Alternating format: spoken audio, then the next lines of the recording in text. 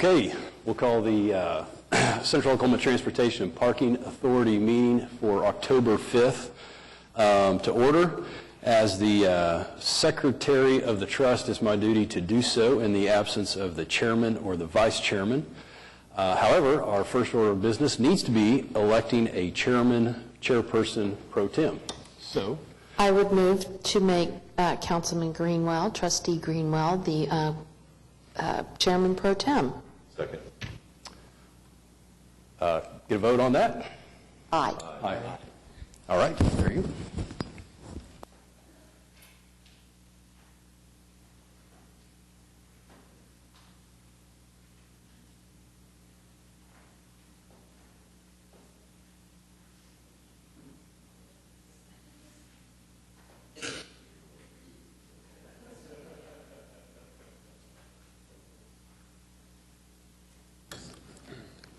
Good morning. Excuse me.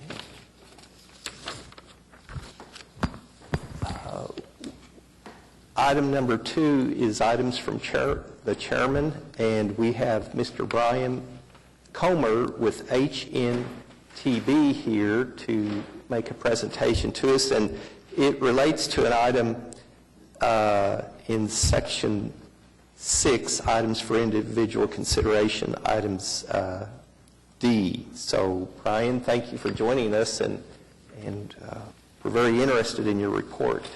Great, thank you.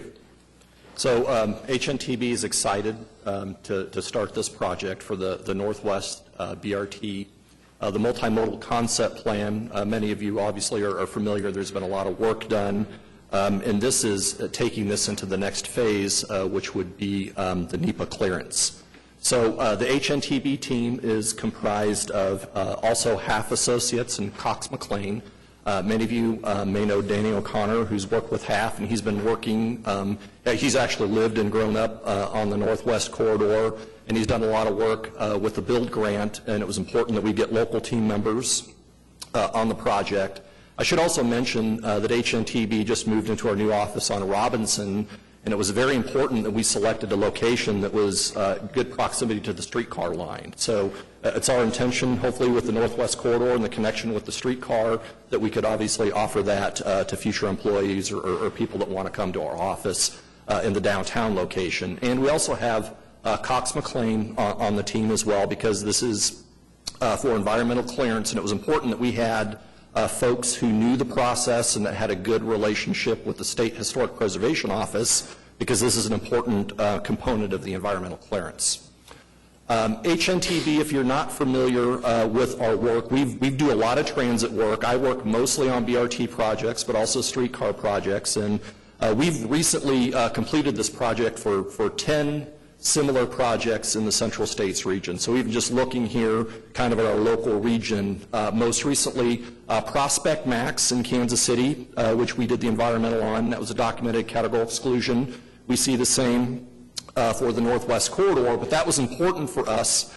That project was actually able to get $30 million in small starts funding, and it was very important that we work with FTA, get those early relationships, and then get it cleared through the environmental process. Of those 10 projects, we have 6 documented categorical exclusions and 3 environmental assessments. We think this is going to be a documented categorical exclusion. The one exception was the Tulsa BRT, because that was funded entirely through local funding. But I should point out that we still went through the environmental screening just in case that we had federal funds within that project, and we also had close coordination with the Federal Transit Administration. So one of the things that I wanted to make clear, obviously, is we're building on previous work. There's been a lot of work done with the multimodal concept plan. We're actually advancing that. So what we're talking about through this process is just refining that, adding the additional detail which will be necessary to complete the environmental process. So we're building on all of these previous plans. So there's 2 key tasks. One we're calling project definition, and the other is the environmental phase. So for project definition, it's important for the Federal Transit Administration, as we're working with them, that they want to define a specific project. So it's taking that concept plan and doing those refinements that are necessary to take it through the environmental process. So the first thing that we want to do is we want to confirm and refine those program elements. So What are the key elements or the key amenities that we want as part of the BRT? We want to confirm our design assumptions, so it's not just the shelter and platform, but it's also the roadway improvements that will make the BRT more efficient. And we also want to initiate early NEPA activities through this and get FTA on board. So in terms of the alignment, the Northwest Multimodal Concept Study identified alignment and station and park and ride locations. We're going to confirm the guideway improvements, so the physical improvements that are within the roadway that we'll talk about here soon. And then we'll work with MBARC. Any refinements that we'll make, we also want to refine the service and operating plan, and then also review and refine the running way times, because this is important to define the vehicle requirements as part of the project. Targeted engagement is also important. One of the things that I want to clarify is, for typical documented categorical exclusion, it's not required to have an engagement process, but we feel it's important that we go back to the stakeholders on the corridor, that we re-engage them through a public workshop to discuss any potential refinements and make sure that we have the project defined correctly. So typically when we go through this project, when we re-engage folks, they may want to ask about additional amenities that they want a part of the project, or they may want to talk about refinements made to the alignment and making sure that we have everything defined, because when we take that project through, we want to make sure that everything is in order for the environmental process. So the BRT elements, based upon the multimodal concept plan, we will have a shelter and platform. These are typically higher end amenities. This is a premium type of service, not your typical bus service. Also, the vehicles will be branded, and we'll have specialty vehicles. And we'll also talk about vehicle types, because that's going to help us define what that footprint is for the platform. So for the platform, we're talking about fully level boarding here. So it's going to be similar to the streetcar, and I'll talk about that as well. Bicycle and pedestrian connections are key, especially in Classen in the Northwest Corridor. That is one of the primary impediments to people using transit within that, and it's also very important because of the efficiency of the service. We want to make sure that people can get to and from the station efficiently and safely, most importantly. Other elements that could be part of the project that we've seen similar to these are public art, specialty lighting. A marker typically defines these, and then street crossings and ADA is very important, and that will be a key part of the environmental process, because that defines people coming to and from the stations. So in terms of the station design, this is going to be similar to the Oklahoma City, the OKC streetcar station. So fully level boarding, and this is important because it's efficient for ADA and for people getting on and off, and it also speeds up the efficiency of the service. And it's been a very successful component of, in Kansas City, our streetcar service, and our Prospect Max BRT are all fully level boarding, and this is one of the primary things that people are excited about with that type of service. It also makes it more rail-like in terms of being that premium service. So the shelter and marker are equally important as well, and we feel that it's important that those are reflective, or at least there's a component that's reflective of the community in those neighborhoods. Real-time information obviously will be an important component so that people know when it's coming, and then the off-board fare payment, again, this is something that speeds up the efficiency of the service. If you use transit service, one of the things that slows down the service is the cash transactions that are taking place at the front of the vehicle. So one of the things that we're going to do as part of this process is it's important to define that physical footprint. So it's not just dots on a map. We need to define the physical footprint of what that platform and station are. So we'll define those program elements, what's included within the station and marker. And one of the things that I want to point out is, if you've seen the streetcar platforms, when you raise the platform, you have to have an ADA transition, and that creates a larger footprint for the station. And with that, you also get the ability to incorporate amenities. So we'll probably have bicycle parking accommodations. We could have scooter accommodations. That's been an important thing that we've seen recently with the scooters in Kansas City, is providing those accommodations, first and last mile, and any other amenities that we want to accommodate. So as part of that, we confirm what we want as part of the system in front of that, and we want to make sure that our platform and our footprint can accommodate all of that. So that's very important to define that, because we want to know if there's any additional right-of-way needs that we'll need as part of the process through the environmental, and this is something that we'll document. So it's not just the shelter and platform. One of the ways that we also make the service more efficient is what we call the roadway or guideway improvements.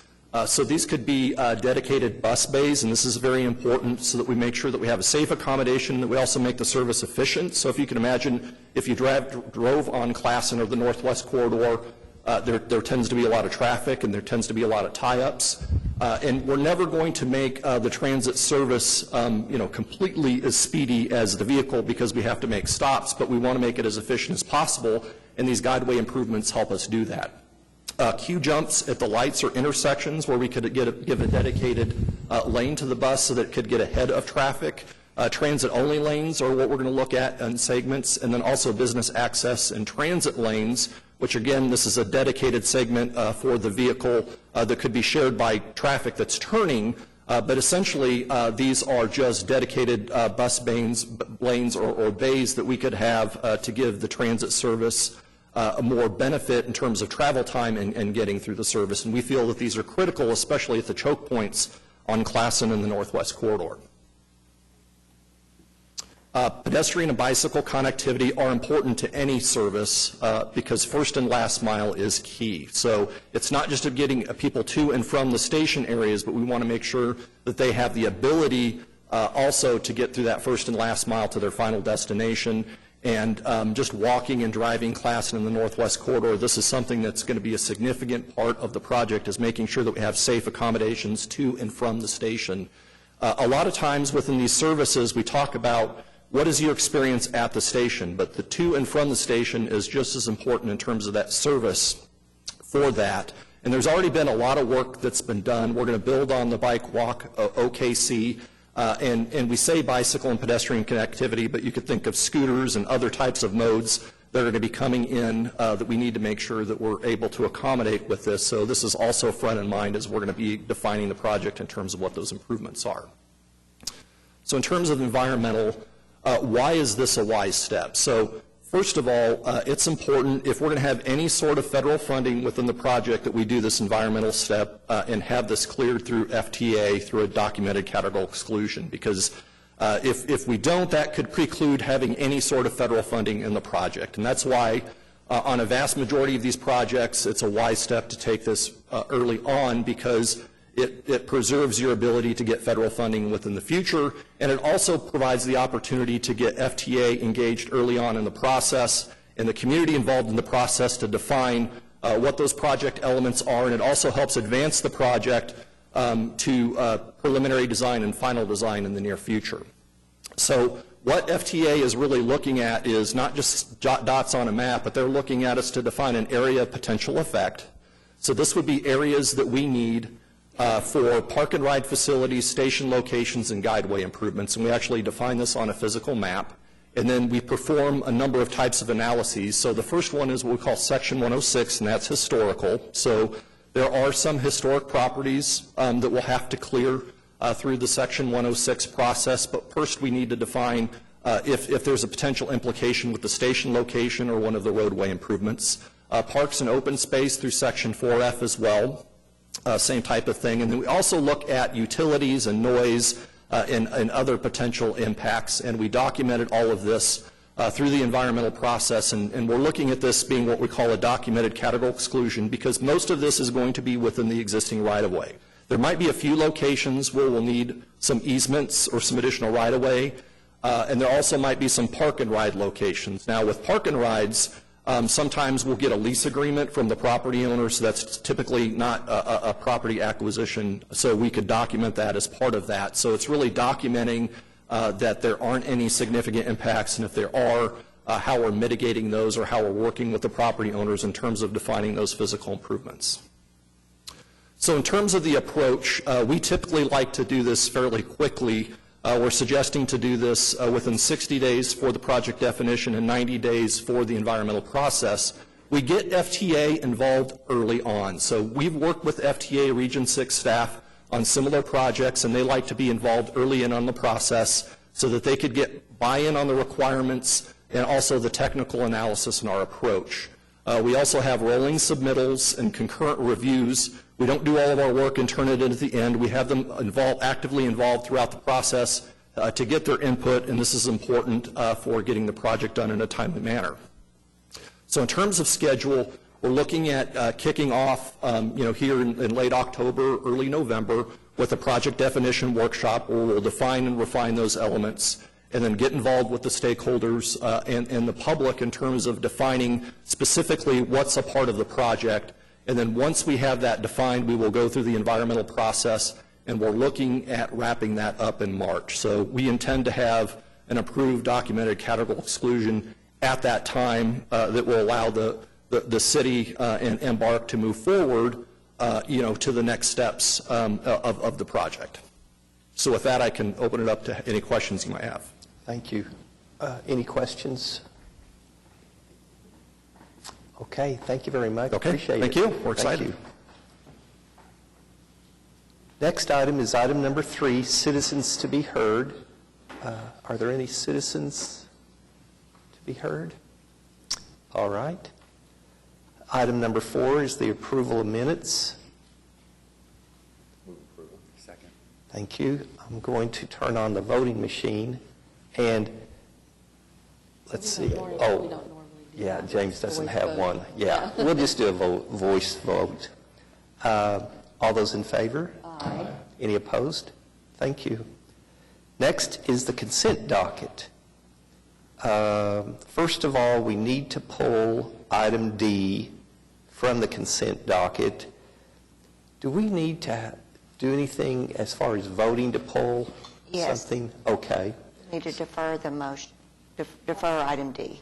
I move to defer item D to the next Cotpa meeting. Okay. It's been moved and seconded that we will defer item D. All those in favor say aye. Aye. Any opposed? Okay, so now we'll vote on the consent dockets, including items A, B, and C. Is there a motion? Thank you. Thank you. So we're now voting on consent docket items A through C. All those in favor say aye. Aye. Any opposed? Thank you. Next, items for individual considerations. And Corey, I think you're going to provide us with some information addressing items A, B, and C. Is that correct? Correct. Thank you. Go ahead, please. Good morning, everyone. The first item is the lease agreement that we've been working on for quite some time with UCO. Its initial term is a 10-year lease. Estimated revenue is $224,000 a year. Little highlight on that lease, once it's fully built out, we'll have right around 3,000 square feet of unleased space in that building. And that's just a small portion of property in the red earth space, or what we call the red earth space that they vacated. With that, is there any questions?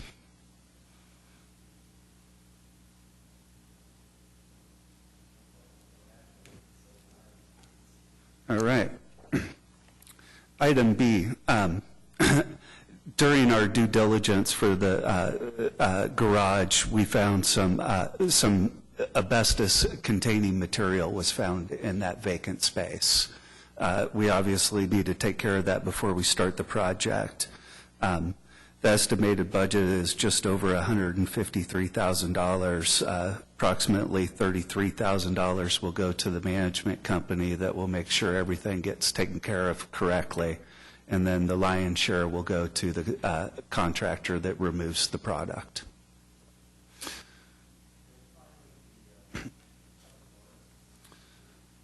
Yes, can you bring up the image? With your permission, you allowed us to look into putting a mural on the Sheridan Walker garage. You can see a copy of what the artist intends to do. It'll be nothing less than what you see. There could be some small variations as the artist starts working on the project, but what you see is what you'll see in the future if this item is approved. And we're looking at approval or having the work completed no later than the first week of November. Mr. Chairman, I do have a question about this one. Sure. Corey, I'm really concerned about the November 2nd completion date. You know, I saw the weather report this morning, in the next 10 days, we're supposed to have 9 days of rain. Is there any reason that we couldn't extend the completion date today to December 1st or some other date? I really feel like we'll be back here next month talking about an extension of the contract. And unless there's some reason that the artist would be unwilling to extend the date, which I really can't imagine, it seems like it's a reasonable thing for us to do that today. I think it's possible. You think so, Randy? Okay. Could the agreement be modified to say it would be completed by November 2nd, however, additional days would be provided due to weather, and just so if there's 9 days of rain. Can we do it where it just authorizes Jason to make that? Yeah, yes. Extend it for weather days. Yeah, yes. Laura, would you? I would move that amendment. Okay. Yes. Second. Okay, so first we'll vote on the amendment. Well, I'm sorry, we're jumping ahead. Yeah. That's item number C. Corey, any other? That's it for me right now. Great, well, thank you very much. I'm looking forward to the artwork. I think it's going to be a very nice addition to downtown. Me too. Okay, Corey, thank you. Now, it's time for voting on these individual items. So the first item is item A, approval of the lease agreement with UCO. Move approval. Okay, all those in favor, say aye. Aye. Any opposed? Next is item B, the resolution for the asbestos removal services. Okay, all those in favor say aye. Aye. Any opposed? All right, and then finally, we will first vote on the amendment, which, Laura, would you please restate? Sure. I would move that the agreement be amended to allow for an extension of the completion date from November 2nd due to weather with the administrator's approval. Second. Okay, thank you. So we're first going to vote on the amendment. All those in favor say aye. Aye. Any opposed?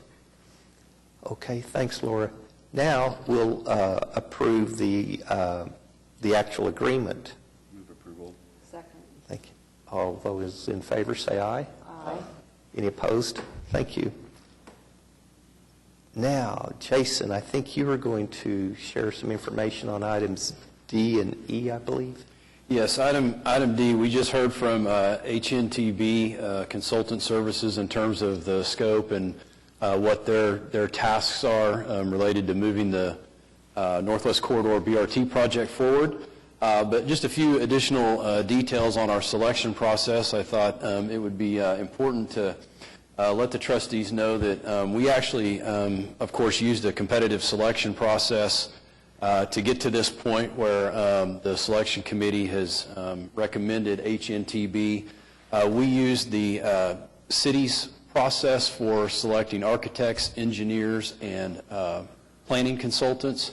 As you know, that's managed by the Public Works Department, so we work very closely with the Public Works Department. We issued an RFQ, request for qualifications, in April of 2018. We ended up receiving 3 different responses over the summer. The selection committee conducted interviews, and you can see there in your memo that the 3 firms that proposed that we conducted interviews with were HNTB, AECom, and WSP. So again, the selection committee is recommending HNTB for the contract. Brian had mentioned the term or the project timeline, and that's why the term is October 5th through April 15th. On your memo, we have an estimated cost of $365,000 for this part of the project. Most of that is funded through federal planning funds, so this is going to be an 80-20, where 80% is federal, 20% is local. But I did want to mention we're actually asking authorization for up to a maximum of $465,000. And the reason for that is, again, when you start a project like this, looking particularly at the environmental process, there can be unknowns. And so if there's additional requirements that the FTA additional work that the FTA would like us to do, or maybe there's something that staff discovers through some of the community engagement, where we may want to have HNTB do some additional work beyond what they've proposed. That would give us the budget to be able to do that. So be glad to answer any other questions on that item. Any questions for Jason as far as the contract? I do have a question. Jason, this, should the completion of this work should give us an advantage in our build grant application, should it not? No, the build grant application we've already Right, but the submitted. completion of the work gives us more evidence of our commitment to this project. Oh, it certainly does, and it's in line with what we had proposed in our build grant, in that if we were able to if we were able to get that grant, our commitment in that application was to do the environmental within the required time frame.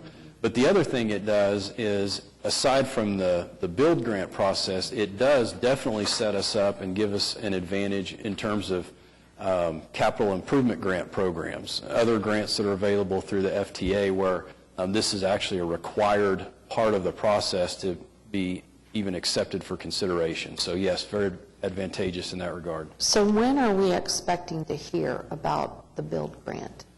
Do we have an idea of a time frame? We're thinking around December. Jason, just a follow-up question. Should everything fall into place and we're able to obtain some federal assistance, what's the timing, do you think, this project will actually occur?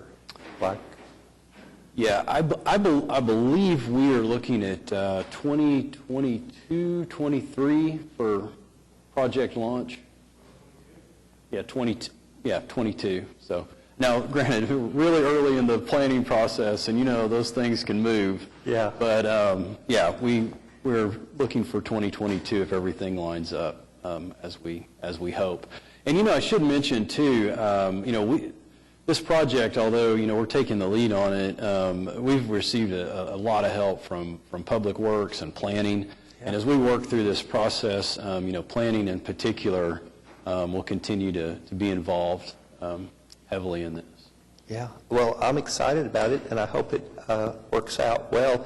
And I was impressed with the renderings of the shelters. I think it'll be very nice. I would suspect there'll also be a certain amount of education of the public to help them distinguish between these stations and a traditional bus stop.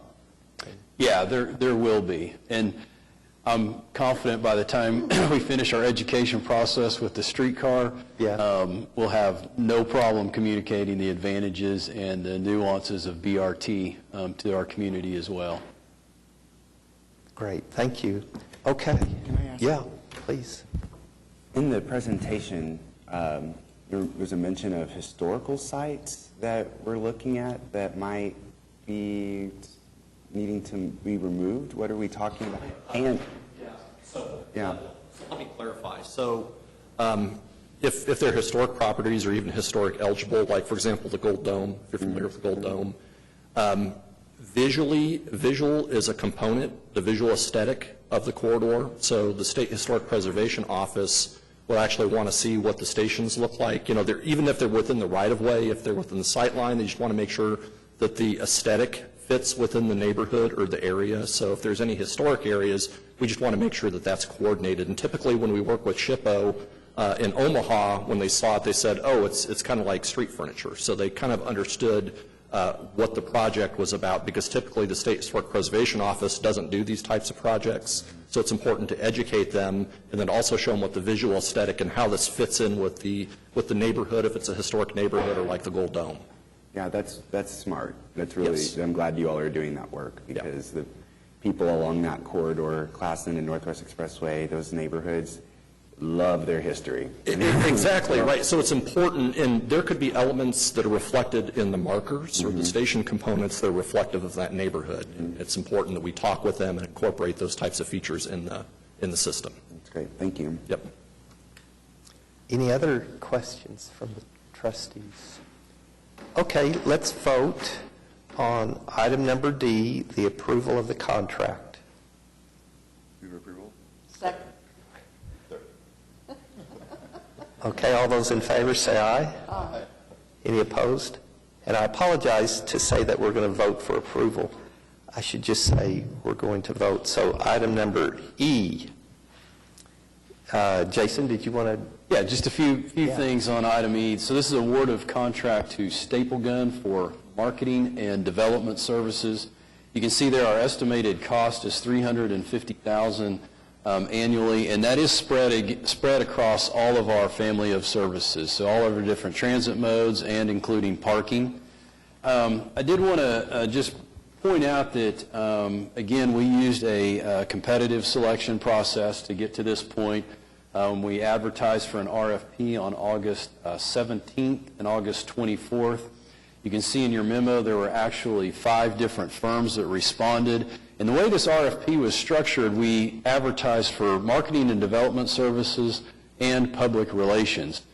So the contract that we have for the trust to consider today is just that marketing and development piece going to Staple Gun. We're still evaluating the proposals for the public relations.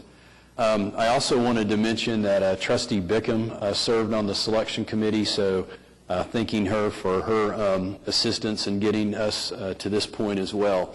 I should say, some of the funding will, as you'll note, will come from federal grants, the CMAQ funds that we're able to leverage to educate people about the benefits of public transit, and then other funding sources will be our operating funds for each one of the individual units. So, be glad to answer any other questions. Jason, will they also be a part of the process of educating the public in terms of the streetcar? Yes, Staple Gun, right now we've been able to use Staple Gun through a subcontractor agreement with our existing PR firm. So Staple Gun has already been very heavily involved in the education pieces for the streetcar. Some of the, for example, the renderings that you've seen of the stop platforms and such, that was done by Staple Gun. And they've helped us a lot on the bus transit side as well, so they're very familiar with us. Great. Well, thank you. Okay. So we don't know how the vote's going to come out, so I'm just going to ask for a motion on item E. Move approval. Second. Thank you. All those in favor say aye. Aye. Any opposed? Thank you. Okay. Now, ratification of claims and payroll. Jason? Okay. Second. Okay. All those in favor say aye. Aye. Any opposed? Thank you. And then receiving the financial reports. Jason? A few comments for the trustees on the financials. So we'll look at the budget to actual report. Again, directing your attention to page 2. This is the budget to actual for our transportation operations.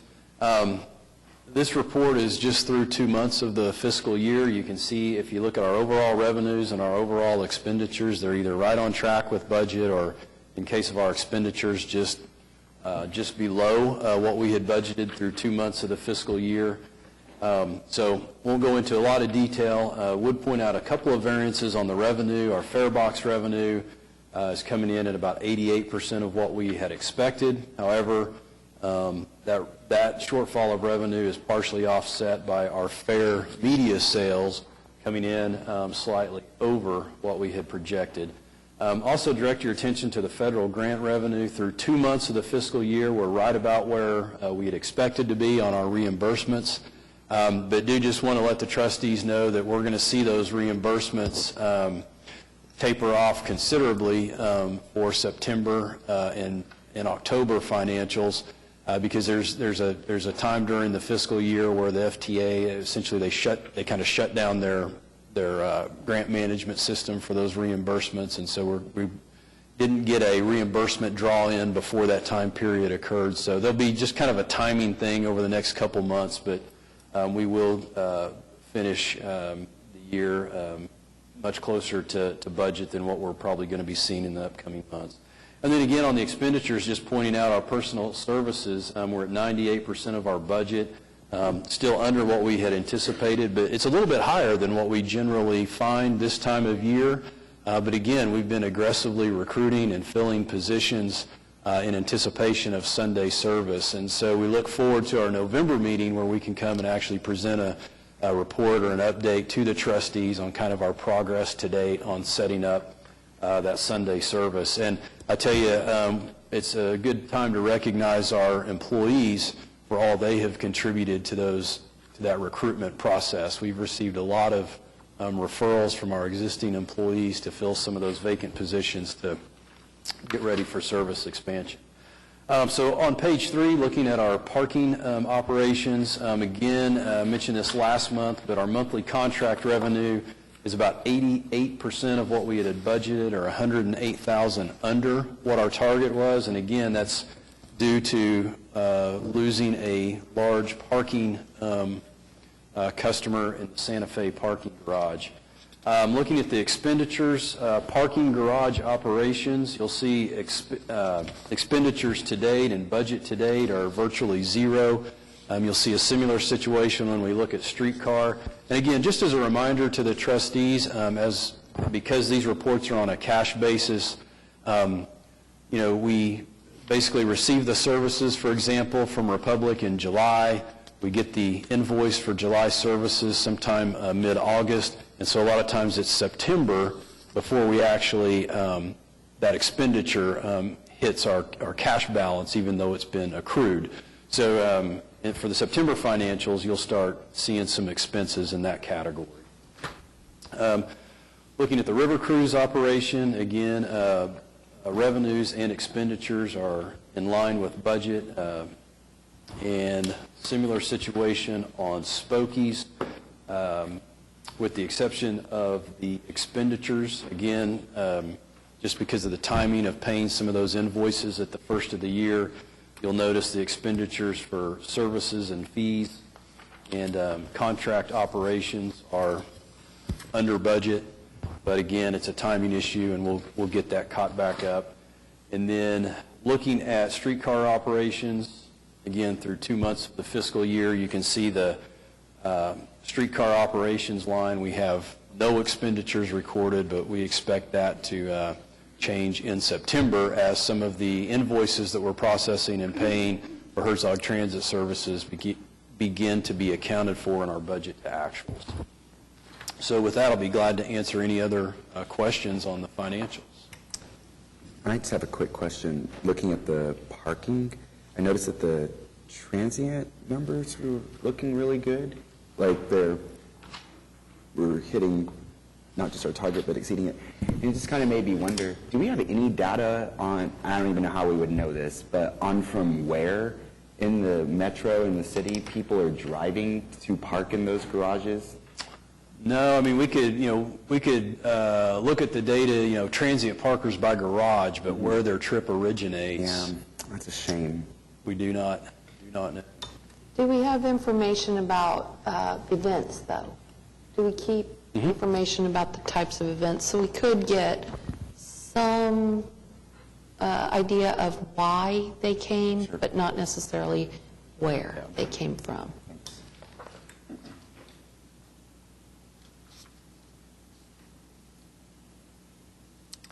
Okay, thank you. So we'll accept a motion to receive the financial report. Second. Okay, all those in favor say aye. Aye. Any opposed? Okay, now we will receive 3 of the program reports: streetcar, parking, and river cruises. So the first one up is the streetcar report. Good morning. Good morning. How's everyone? Welcome to October. So recently our ribbon cutting date was announced last week, December 14th. I'll go ahead and do the math for you. It's 69 days away. Catch my balance here. So we'll move into the operation report here. So our committees continue to meet monthly. Again, October, we're very, very busy, so we've actually ramped up the committee meetings. We're actually meeting weekly now so that we can approved documents that need to be submitted to the SSO so that there's no delay. So we're meeting weekly now. Embark, Oklahoma City Police Department, Oklahoma City Fire Department, and TSA have developed and performed our TSA tabletop exercise. So this is a picture of us in the middle of our tabletop exercise. So our exercise involved a simulated terrorist attack, and so we were able to work through that, how all the different entities talk and work together to resolve and work through that scenario. And then also that same group is working and developing our full-scale field exercise, which is going to happen the morning of October 31st. We're looking for volunteers. If anybody would like to get moulaged up and have fake wounds, you already have a Halloween costume for that evening, so I'd be happy to take any volunteers. So one of the things that we've done during the month of September was we finalized and had several ordinances approved. We talked about those in previous reports, but many of those were approved. And so one of those ordinances that was approved is the streetcar signal lights, right? So the streetcar system has 15 what's called TWC, which is Transit to Wayside Communication intersections. And so we took an ordinance to City Council that approved the placement of these streetcar-specific signals, right, so that the streetcar can use these signals legally. And so here's a picture of, or a rendering of what something like those intersections would look like. So you can see that when the streetcar arrives at a TWC intersection, there's the streetcar symbol that would illuminate on the mast arm, and then off to the right there we've got the streetcar-specific signals. You've got a horizontal bar that means the streetcar stops. You've got a vertical bar that means the streetcar moves through the intersection. And then you've got a diagonal bar that is for diverging moves, which is when the streetcar, instead of going straight, would make a turn onto, like on Sheridan. So that's one of the ordinances that was passed. And, we also passed the 32-236, the position and method of turning. So this kind of goes along with that TWC intersections also. So this is a rendering of the intersection at Reno and Robinson. So the streetcar would be traveling westbound on Reno in the far right lane and would be making a swooping left turn to southbound Robinson. And so technically that would be an illegal turn, right? Hopefully you don't see vehicles turning from the right lane making a left turn in front of everybody. So we passed this ordinance so the streetcar can do that movement legally. And again, this is a TWC-controlled intersection, so at this intersection, that entire intersection would turn red, and then the streetcar would get its specific signal, making a safe passage through that intersection.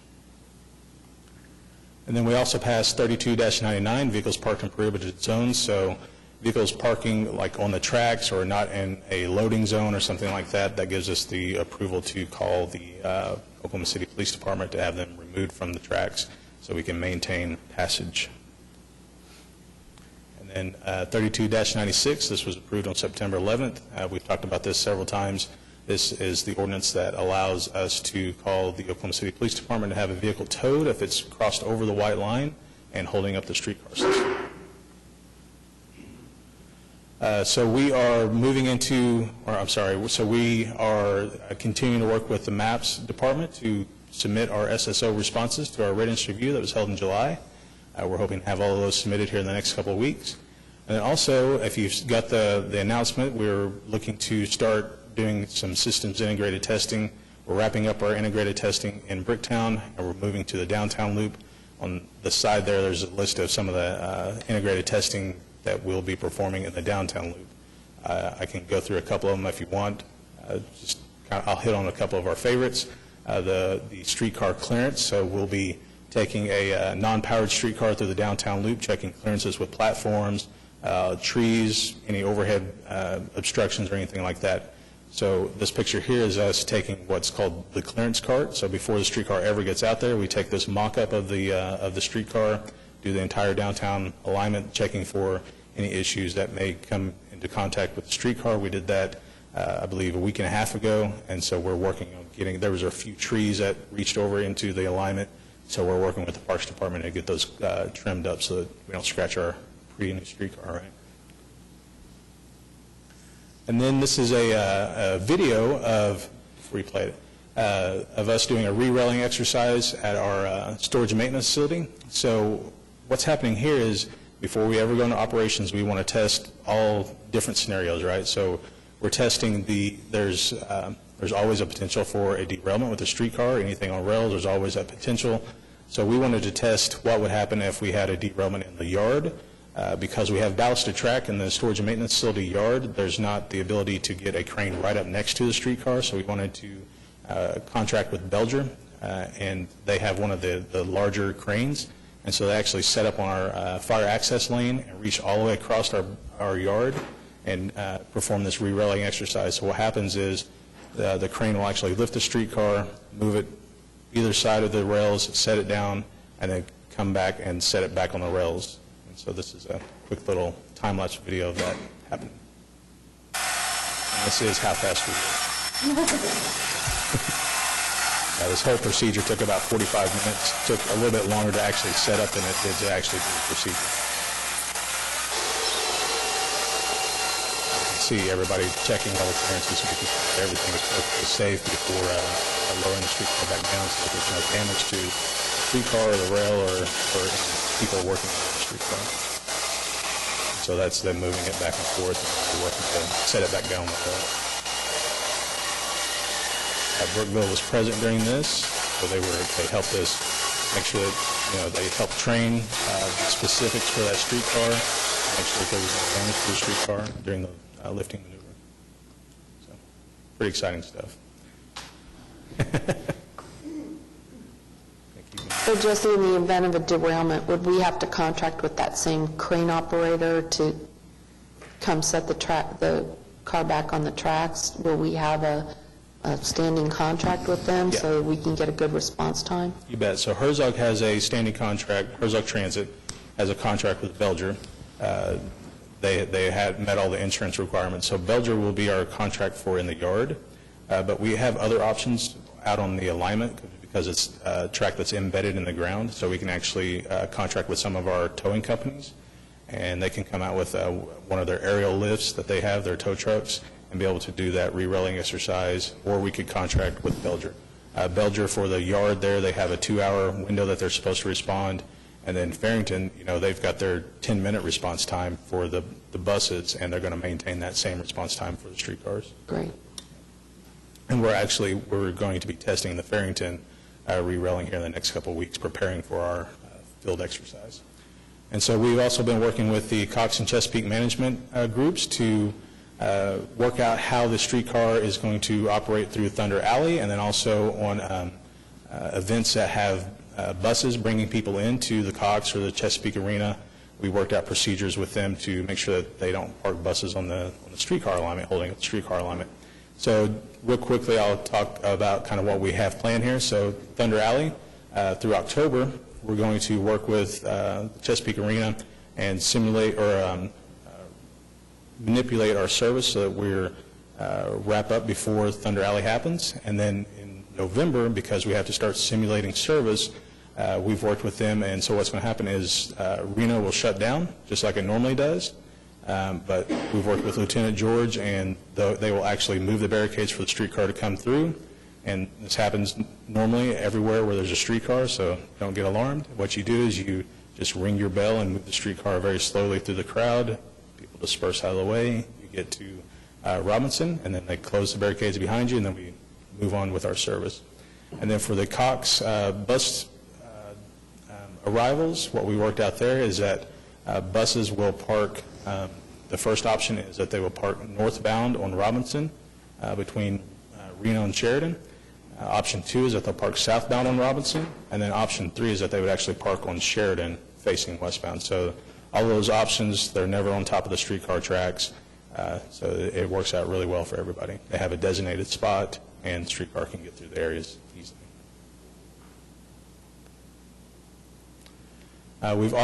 We've gathered our group.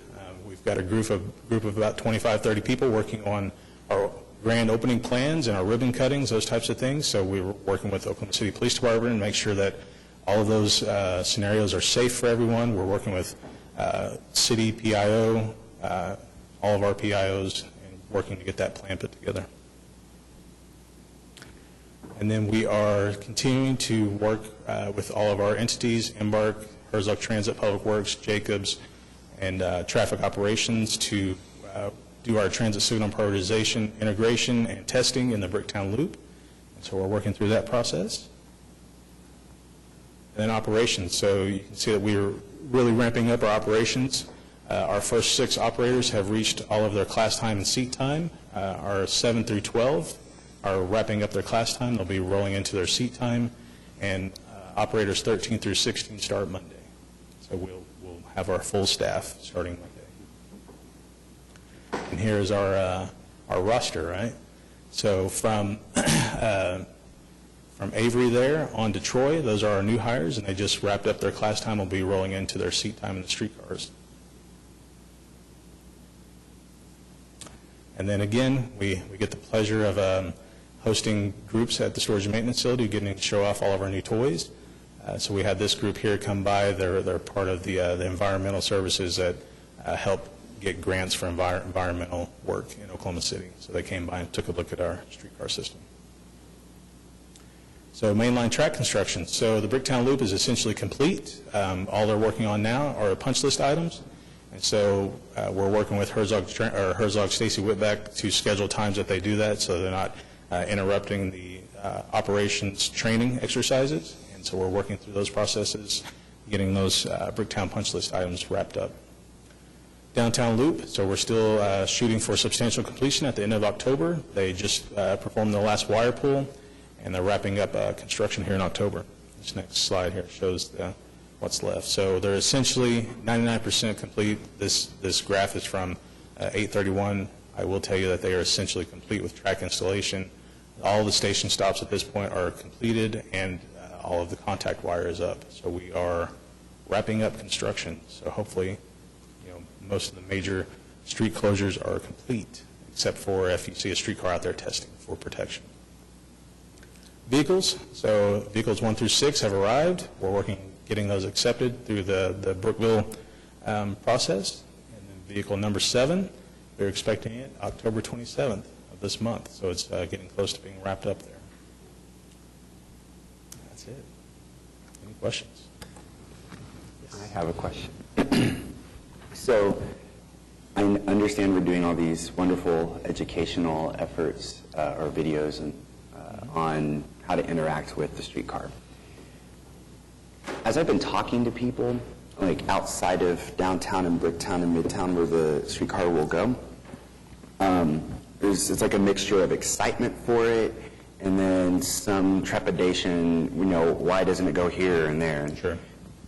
I'm not interested in that particular discussion, but what I am interested in are there going to be any educational videos on, hey, ride the bus from where you live, connect to downtown, Midtown, Bricktown, so that you can use the streetcar to go to that Thunder game, or as the Scissortail Park comes online, or get to work.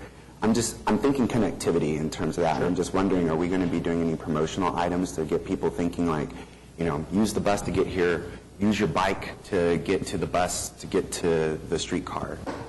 It's very much on my mind. And when I talk to people like that, then that trepidation goes completely away, and literally people tell me, I had not thought like that before. The people who were excited already were thinking like that. Sure. The trepidation folk. So I'm just curious. Yeah, so we still have the video of how to ride the streetcar system. I bet if I look over my shoulder, Michael's taking down your notes and make sure that gets into the video. But yeah, there's definitely that video to come of how to ride. And then we're also going to do a huge push where we're actually going out and meeting with people and explaining how the system works and how to ride also as we start running toward revenue service. Okay. Any other questions for Jesse? Thank you. Thank you very much. Next is the parking system report. It'll be a brief report. Good morning again. Sheridan Walker Garage, as you know, we started doing lots of upgrades to the Sheridan Walker parking garage. Those updates have been now completed. Directors were sent an email on September 27th advising those temporary parkers in the Arts District garage to move back to the Sheridan Walker garage. Currently, their parking passes work in both garages so that they can learn a new routine. Effective the 10th, they'll only be able to park in the Sheridan Walker garage. Happy to know that project has passed. Switching gears to the Santa Fe garage, we've already published the bids, and the bids will be opened on the 10th. Next month, we'll have an addendum fixing a clerical error that occurred on BidSync and intend to award the contract to the general contractor again at the next board meeting. Oops. Last month, staff went to visit with the Omni. Our architect went with us along with some members from the Alliance. We went to both Louisville and Nashville, looked at the Omnis, what they deemed as their best parking operations, met with the parking folks, looked at the parking garages and the hotel operations. Happy to report, based off of what I've seen and from what we've talked about with the Omni, that will be their future best parking operation. I think the way we have everything laid out will work very well for their operations. Now that the land usage has been discussed as to how much footprint the parking garage will get along with the apartments, our design phase will continue. Actually, there's a meeting next week about that. Software, the new convention center will come with newer parking equipment, the mechanical components, than what we have right now. As such, our software will not be able to function that newer parking equipment. So we've begun looking at a newer version of SCADATA software, possibly with the intentions of updating the system before the new convention center comes online. A couple highlights of the new software: integrated accounts receivable software, bigger report package. Customers would be able to make online payments for their monthly parkers. Pay at entry, where we could do event parking and have the customer pay at entry with a credit card or with the assistance of staff if they're paying with cash. First time I've ever heard of that in the parking industry. And then we would also have the ability to email event tickets to individuals, so you could technically buy a bunch of event tickets, email them out to your friends, and then they could use their phones to scan into the garage and scan out of the garage. Again, all still being investigated, just giving you a little bit of an idea of what I've been working on behind the scenes.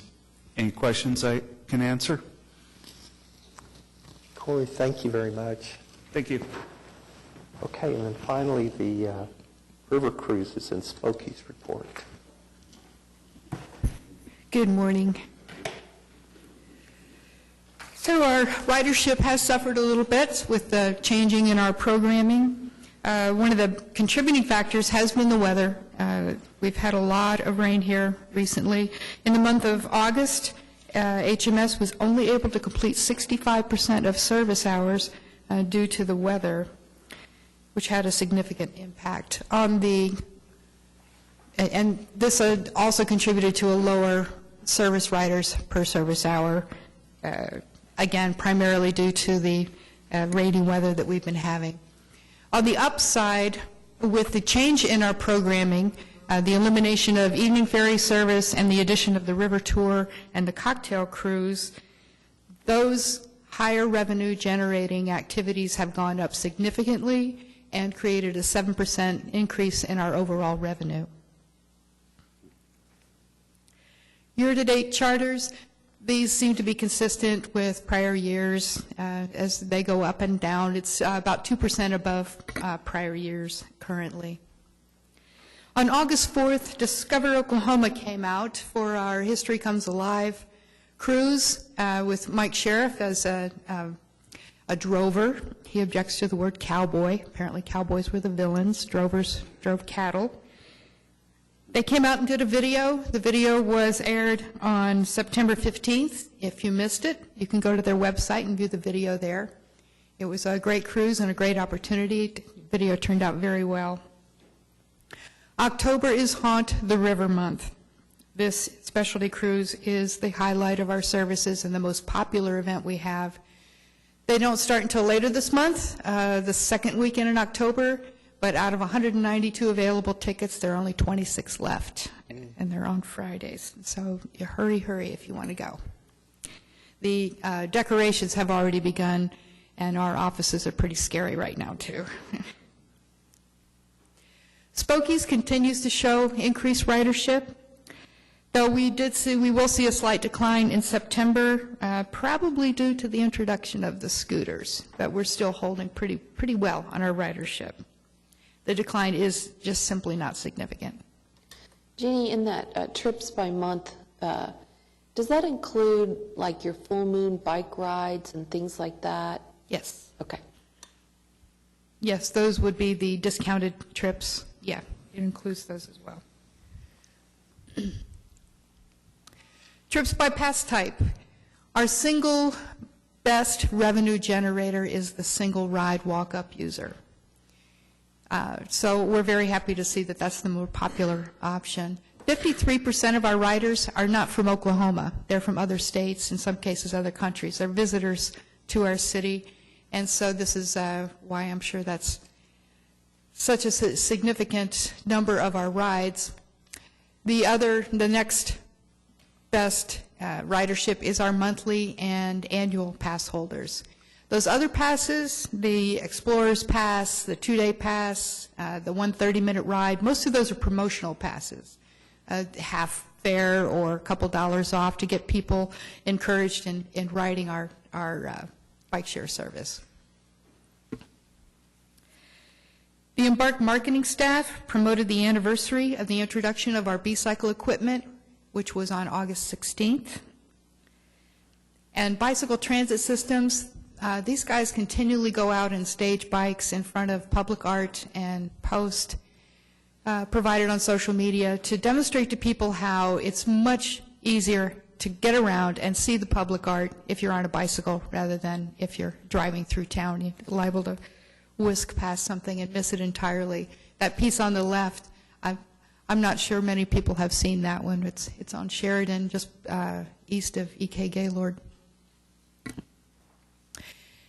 And finally, Spokies was featured in the Convention and Visitors Bureau 2018 Spring-Summer Official Visitors Guide. So we made the cover of the guide. We were very happy about that, very surprised about that.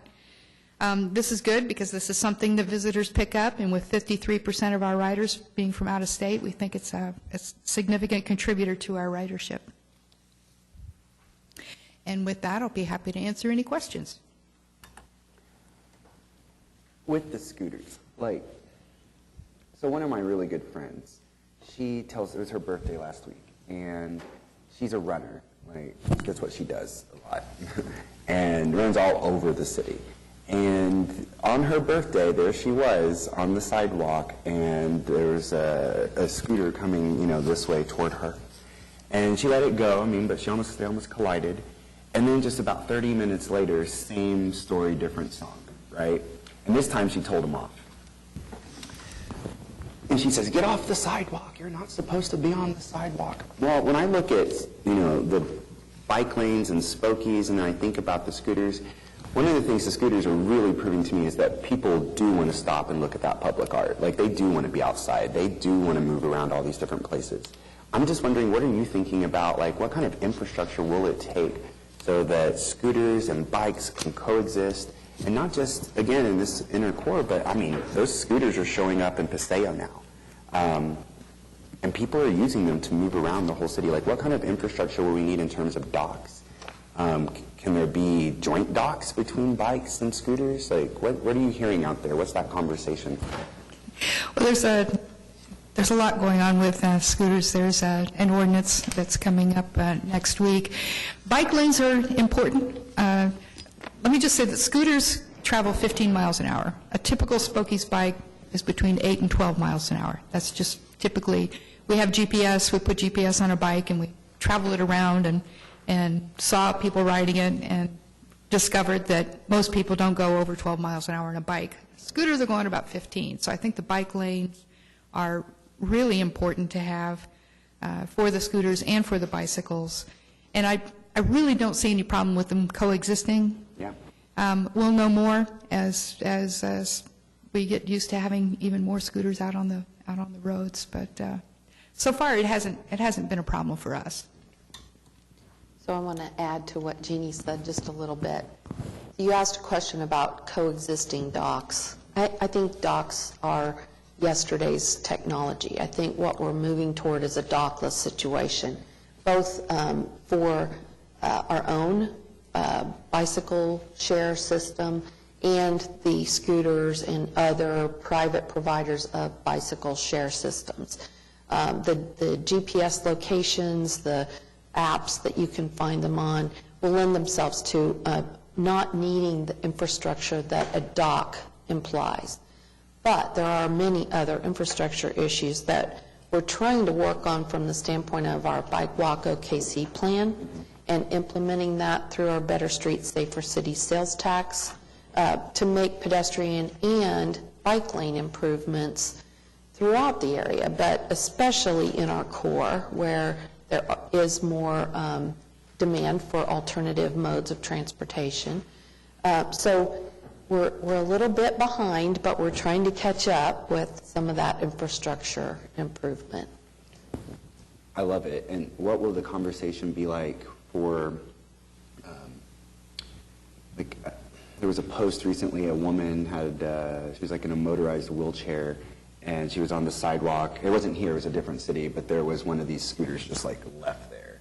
What will the conversation be like in terms of, as we move from toward dockless? Well, we're working on several different aspects of that. One is an education process about where it's appropriate to leave a scooter, and the ordinance will require the scooter share companies to educate their riders about where it's appropriate to leave them. We've told them to leave them as close as possible to the curb.